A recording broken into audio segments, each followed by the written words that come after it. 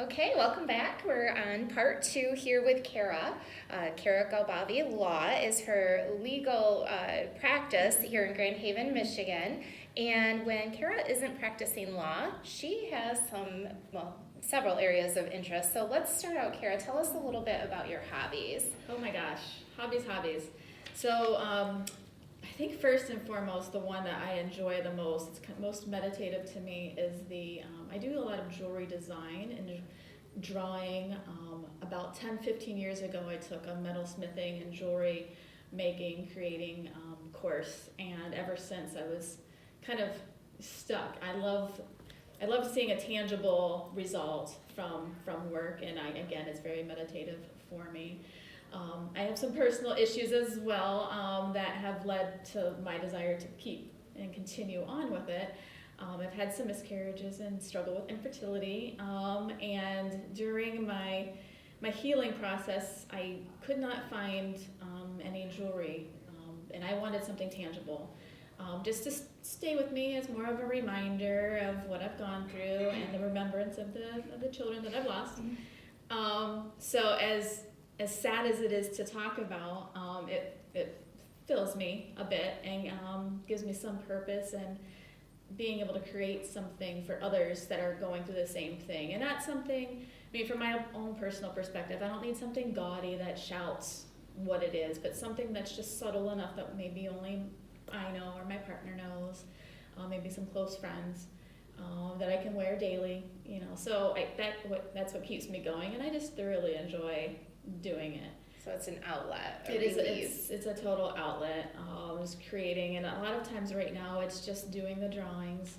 Whether it's a pendant or a ring or a bracelet, it's just getting those creative juices flowing, getting them on paper, and I think it's very healing and therapeutic for me to do. And knowing that maybe someday in the future, it might be healing somebody else by providing that for them.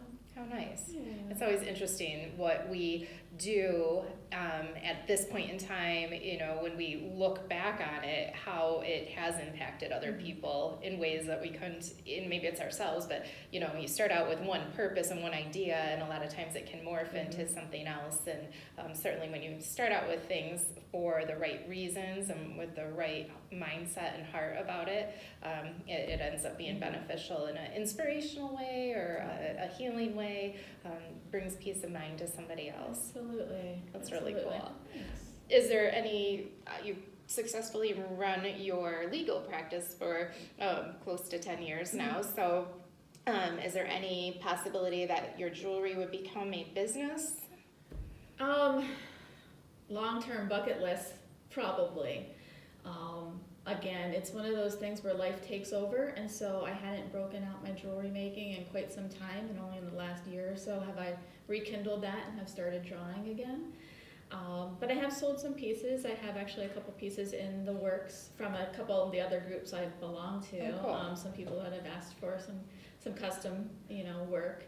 So I'm working on drawing those things up now, and we'll be making them, for my friends. Through those support groups that we belong to. So in the long term, I would love to have a store, and even if it's just an Etsy page where some custom work is done, nothing on a large scale of going to India or Taiwan to have things made. Maybe. Who knows? Let's not limit ourselves. Right? Let's have those big ideas.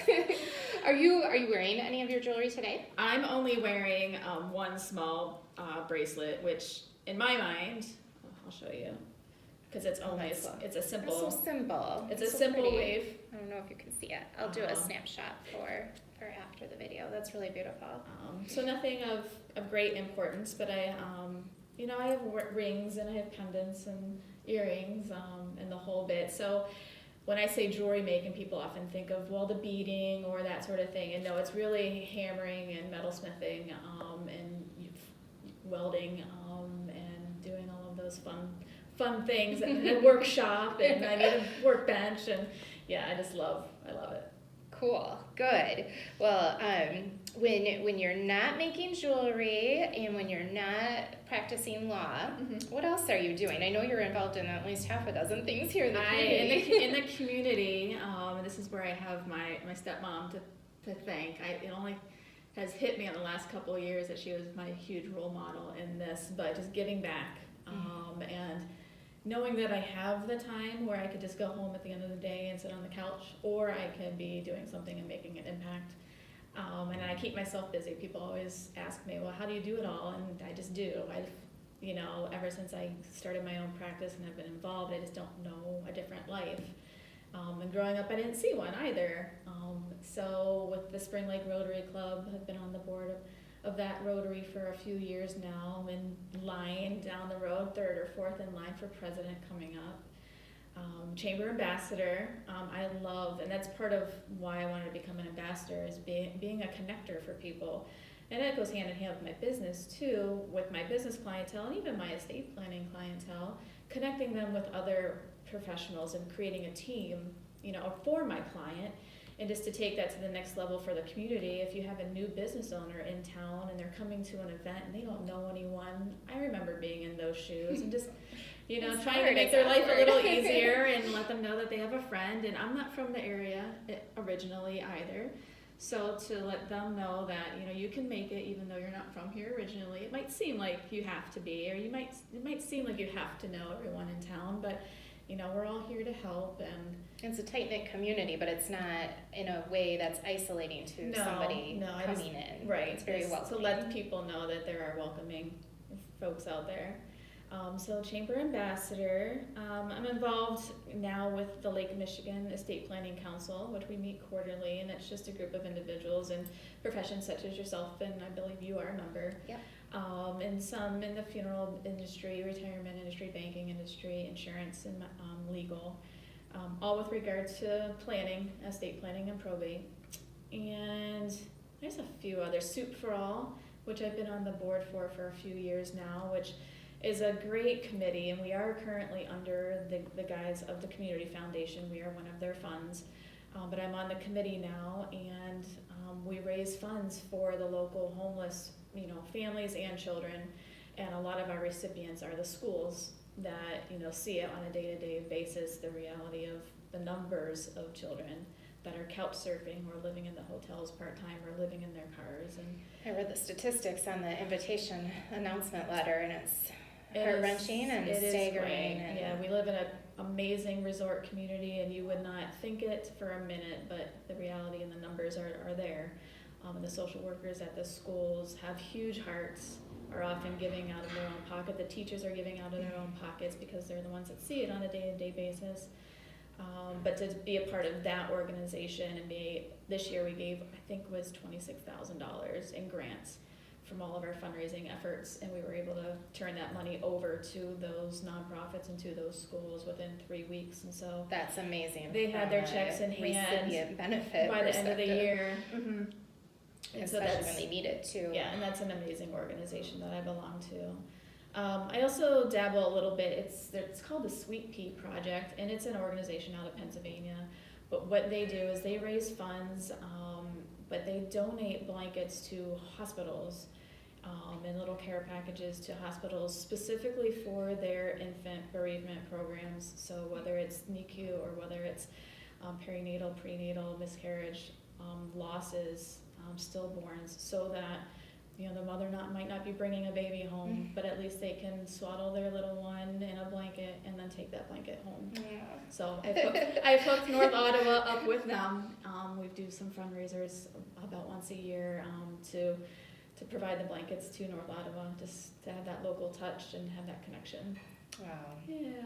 Thank you. I know the other mothers and families have really benefited from that. So that's really awesome that you do that. Thank you.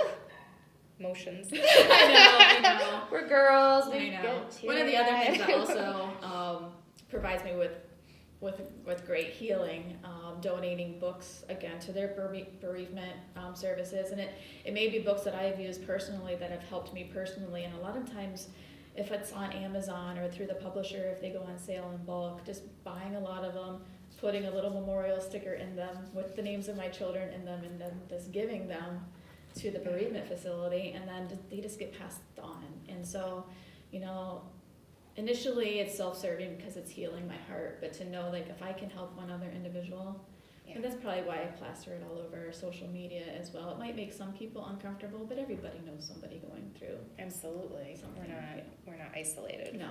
from that. You are a chamber ambassador, and I know there's another ambassadorship that you. I am, and I'm actually on pins and needles because the announcements for 2019 are coming out this week. But I'm a Noon ambassador. Noon. Yep, Nuun. It is a product. It is a drink, electrolyte-based product, tablets, so that you get the energy electrolyte drink without all the sugars. But basically, their mantra is, I want to say it's move, and I don't have it in my mind. Move. Oh no, empowering more movement or encouraging more movement. And to be the ambassador, it's not just pushing the product. Like, I obviously use the product day and night, to the point where my husband laughs when we get the shipments. But it's more about going on social media or being active and participating in local events, local races. It's not necessarily related to running, although I'm a runner, but just encouraging others to push themselves, encouraging others to move, to become active. A lot of times it's just building a different community. I mean, we're so supportive of each other. For instance, I'm part of a planking community, and I don't know if you know what planking is, but it's when you hold yourself up on your shoulders and or on your elbows and your toes for a period of time. And there are a few of us that started at like maybe 5 or 10 seconds, but just pushing each other. You know, a lot of us have gotten to 3 minutes or 5 minutes, and it's just pushing and supporting and accountability of being active and moving your body every day, because moving your body helps all of the other aspects of your life, your mental health, your emotional health. Again, being part of a community and fighting that what you think is loneliness, and you have more support systems out there than you really realize. When we have support, we have accountability. It keeps us moving, Mm-hmm. moving forward, and whatever we're choosing to do. Yeah, and you see your own personal growth and see what others have done for you and support, and you just want to continue that on and do that for others. So it's really about supporting other people's accomplishments and goals and certainly planking. If we can go back to planking. Holy cow. I tried to get up to the 5-minute mark. Mm-hmm. I couldn't do it. I made it to 2.5 minutes, and I thought that was amazing. I was starting to break out in my sweat. But the neat thing about when you commit to trying to do a plank, and I just keep mine written down on a little bullet journal so I know I did my plank every day. Yeah. There's no excuses for not doing it, because you just need to get down. You can do it in your office, you can do it in your bedroom, your kitchen. It doesn't matter where you're at. You can always pull out a plank. Yes. So Yes. can I ask how many minutes you got up to? I'm up to 3:30. Woo, 3:30. Yeah. All right, so anybody can do it, and you can start out a few seconds. So exactly. It's amazing how much, even if you just tried planking during commercial breaks, or, you're Absolutely. waiting for somebody instead of doing a smartphone, scrolling through Facebook or whatnot, we can do a plank. It's one of my secrets to waking up early. Like, if you need to wake up, my secrets are, and this is from Miracle Morning, is full glass of water, just drink that right away because your body's dehydrated, and then do a quick 30-second plank, and it will revive you up. You won't be going back to bed No, after a plank, you will will you? not. No. Okay, great. Well, we'll transition into another set of questions here, so we'll cut to a little break and come back here shortly. Great.